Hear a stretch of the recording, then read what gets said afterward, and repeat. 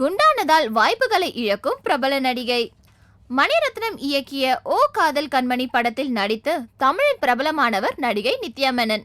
தமிழ், தெலுங்கு, மலையாளம், கன்னடம் ஆகிய 4 மொழிகளிலும் நடித்து வந்த நித்யா மேனன் இப்போது எடை அதிகமாகி குண்டாக இருப்பதால் பட வாய்ப்புகளை இழந்து வருகிறார். வெங்கடேஷ் நடிக்கும் அடலு மீகு ஜோஹர்லு தெலுங்கு படத்தில் நடிக்க நித்யா மேனனை சந்தித்திருக்கிறார் அப்பட இயக்குனர் கிஷோர் திருமலா. இளைய பெண் ஒருத்தி வயதானவர் மீது காதல் கொள்வதுதான் படத்தின் கதை.